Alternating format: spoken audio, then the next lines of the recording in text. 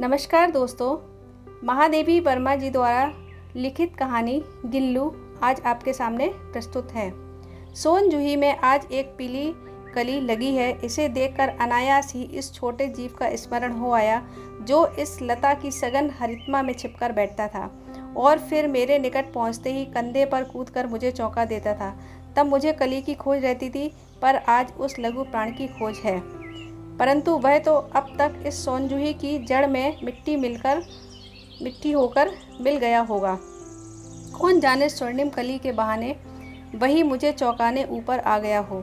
अचानक एक दिन सवेरे कमरे में बरामदे में आकर मैंने देखा दो कौवे एक गमले के चारों ओर चों से छुआछुअल जैसा खेल खेल रहे हैं। यह काकभुशुंडी भी विचित्र पक्षी है, एक साथ समादरित, अनादरित, अति सम्मानित, अति अवमानित। हमारे बेचारे पुरखे न गरुड़ के रूप में आ सकते हैं, न मयूर के, न हंस के। उन्हें पितर पक्ष में हमसे कुछ पाने के लिए काक बनकर ही अवतीर्ण होना पड़ता है। इतना ही नहीं, हमारे दूरस्थ प्रियजनों को भी अपने आने का मधुर संदेश इनके कर्कश स्वर में ही देना पड़ता है। दूसरी ओर हम कौवा और काँव काँव करने को अवमानना के अर्थ में प्रयुक्त करते हैं। मेरे काक पुराण के विवेचन में अचानक बाधा आ पड़ी, क्योंकि गमले और दीवार की संधि में छुपे एक छोटे से जीव पर मेरी दृष्टि रुक गई।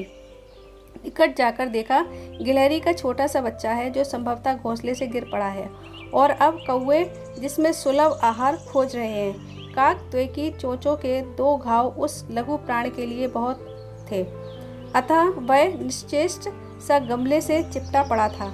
सबने कहा, कौवे की चोंच का घाव लगने के बाद यह बच नहीं सकता, अतः इसे ऐसे ही रहने दिया जाए। परंतु मन नहीं माना। उसे हौले से उठाकर अपने कमरे में लाई, फिर रुई से रक्त पोंछकर घाव पर पेंसिलिन का मरहम लगाया। रुई की पतली बत्ती दूध से भिगोकर जैसे जैसे उसके नन्हे से मुंह में लगाई, पर मुंह खुल न सका और दूध की बूंदें दोनों ओर ढुलक गईं। कई घंटे के उपचार के उपरांत उसके मुंह में एक बूंद पानी का टपकाया जा सका। तीसरे दिन वह इतना अच्छा और आश्वस्त हो गया कि मेरी उंगली अपने दो नन्हे पंजों से पकड़कर नीले कांच के मोतियों जैसे आंखों से इधर उधर देखने लगा। 3-4 मास में उसके स्निग्ध रोए, झब्बेदार पूंछ और चंचल चमकीली आंखें सबको विस्मित करने लगीं। हमने उसकी जातिवाचक संज्ञा को व्यक्तिवाचक संज्ञा का रूप दे दिया और इस प्रकार हम उसे गिल्लू कहकर बुलाने लगे। मैंने फूल रखने की एक हल्की डलिया में रुई बिछाकर उसे तार से खिड़की पर लटका दिया। वही 2 वर्ष गिल्लू का घर रहा। वह स्वयं हिलाकर अपने घर में झूलता और अपने कांच के मनकों सी आँखों से कमरे के भीतर और खिड़की से बाहर न जाने क्या देखता समझता रहता था। परंतु उसकी समझदारी और कार्यकलाप पर सबको आश्चर्य होता था। जब मैं लिखने बैठती तब अपनी ओर मेरा ध्यान आकर्षित करने की उसे इतनी तीव्र इच्छा होती थी कि उसने एक अच्छा उपाय खोज निकाला। वह मेरे पैर तक आकर सबसे पर्दे पर चढ़ जाता और फिर उसी तेजी से उतरता। उसका यह दौड़ने का क्रम तब तक चलता जब तक मैं उसे पकड़ने के लिए ना उठती। कभी मैं गिल्लू को पकड़कर एक लंबे लिफाफे में इस प्रकार रख देती कि उसके अगले 2 पंजों और सिर के अतिरिक्त सारा लघुगात लिफाफे के भीतर बंद रहता। इस अद्भुत स्थिति में कभी कभी घंटों मेज पर दीवार के सहारे खड़ा रहकर वह अपनी चमकीली आंखों से मेरा कार्यकलाप देखा करता। भूख लगने पर चिक चिक करके मानो वह मुझे सूचना देता और काजू या बिस्कुट मिल जाने पर उसी स्थिति में लिफाफे के बाहर वाले पंजों से पकड़कर उसे उतरता। फिर गिल्लू के जीवन का प्रथम बसंत आया। नीम चमेली की गंध मेरे कमरे में हौले हौले आने लगी। बाहर की गिलहरियाँ खिड़की की जाली के पास आकर चिक चिक करके न जाने क्या कहने लगी। गिल्लू को जाली के पास बैठकर अपने पन से बाहर झांकते देखकर मुझे लगा कि इसे मुक्त करना आवश्यक है। मैंने कीले निकालकर जाली का एक कोना खोल दिया और इस मार्ग में गिल्लू ने बाहर जाने का सचमुच ही मुक्ति की सांस ली। इतने छोटे जीव को घर में पले कुत्ते बिल्लियों से बचाना भी एक समस्या ही थी। आवश्यक कागज पत्रों के कारण मेरे बाहर जाने का कमरा बंद ही रहता है। मेरे कॉलेज से लौटने पर जैसे ही कमरा खोला गया और मैंने भीतर पैर रखा, वैसे ही गिल्लू अपने जाली के द्वार से भीतर आकर मेरे पैर से सिर और सिर से पैर तक दौड़ने लगा। तब से यह नित्य का क्रम हो गया। मेरे कमरे से बाहर जाने पर गिल्लू भी खिड़की की खुली जाली की राह बाहर चला जाता और दिन भर गिलहरियों के झुंड का नेता बना हर डाल पर उछलता कूदता रहता और ठीक 4 बजे वह खिड़की से भीतर आकर अपने झूले में झूलने लगता। मुझे चौंकाने की इच्छा उसमें न जाने कब और कैसे उत्पन्न हो गई थी।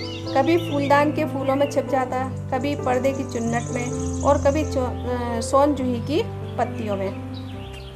मेरे पास बहुत से पशु पक्षी हैं और उनका मुझसे लगाव भी कम नहीं है, परंतु उनमें से किसी को मेरे साथ मेरी थाली में खाने की हिम्मत हुई है, ऐसा मुझे स्मरण नहीं आता। गिल्लू इनमें अपवाद था। मैं जैसे ही खाने के कमरे में पहुंचती, वह खिड़की से निकलकर आंगन की दीवार बरामदा पार करके मेज पर पहुंच जाता और मेरी थाली में बैठ जाना चाहता था। बड़ी कठिनाई से मैंने उसे थाली के पास बैठना सिखाया, जहां बैठकर वह मेरी थाली में से एक एक चावल उठाकर बड़ी सफाई से खाता रहता। काजू उसका प्रिय खाद्य था और कई दिन काजू न मिलने पर वह अन्य खाने की चीज़ें या तो लेना बंद कर देता था या झूले से नीचे फेंक देता था। उसी बीच मुझे मोटर दुर्घटना में आहत होकर कुछ दिन अस्पताल में रहना पड़ा। उन दिनों जब मेरे कमरे का दरवाज़ा खोला जाता, गिल्लू अपने झूले से उतर कर दौड़ता और फिर किसी दूसरे को देखकर उसी तेज़ी से अपने घोंसले में जा बैठता। सब उसे काजू दे आते, परंतु अस्पताल से लौटकर जब मैंने उसके झूले की सफाई की तो उसमें काजू भरे मिले, जिससे ज्ञात होता था कि वह उन दिनों अपना प्रिय खाद्य कितना कम खाता रहा। मेरी अस्वस्थता में वह तकिए पर सिरहाने बैठकर अपने नन्हे नन्हे पंजों से मेरे सिर और बालों को इतने हौले हौले सहलाता रहता कि उसका हटना एक परिचारिका के हटने के समान लगता। गर्मियों में जब मैं दोपहर के काम करती रहती तो गिल्लू न बाहर जाता न अपने झूले में बैठता। उसने मेरे निकट रहने के साथ गर्मी से बचने का एक सर्वथा नया उपाय खोज निकाला था। वह मेरे पास रखी सुराही पर लेट जाता और इस प्रकार समीप भी रहता और ठंडक भी रहती। गिलहरियों के जीवन की अवधि 2 वर्ष से अधिक नहीं होती, अतः गिल्लू की जीवन यात्रा का अंत आ ही गया। दिन भर उसने न कुछ खाया न बाहर गया। रात में अंत की यातना में भी वह अपने झूले से उतरकर मेरे बिस्तर पर आया और ठंडे पंजों से मेरी वही उंगली पकड़कर हाथ से चिपक गया जिसे उसने अपने बचपन में मरणासन स्थिति में पकड़ा था। पंजे इतने ठंडे हो रहे थे कि मैंने जागकर हीटर चलाया और उसे उष्णता देने का प्रयत्न किया, परंतु प्रभात की प्रथम किरण के स्पर्श के साथ ही वह किसी और जीवन में जागने के लिए सो गया। उसका झूला उतार कर रख दिया गया है और खिड़की की जाली बंद कर दी गई है, परंतु गिलहरियों की नई पीढ़ी जाली के उस पार चिक चिक करती ही रहती है और सोनजूही पर बसंत आता ही रहता है। सोनजूही की लता के नीचे गिल्लू की समाधि दी गई है, इसलिए भी उसे वह लता सबसे अधिक प्रिय थी। इसलिए भी उस लघु गाथ का किसी वासंती दिन जूही के पीताभ छोटे फूल में खिल जाने का विश्वास मुझे संतोष देता है। दोस्तों, यदि आपको ये कहानी पसंद आई हो, इस वीडियो को लाइक व शेयर कीजिए, इस चैनल को सब्सक्राइब कीजिए और नोटिफिकेशन बेल को ऑल पर कीजिए। धन्यवाद।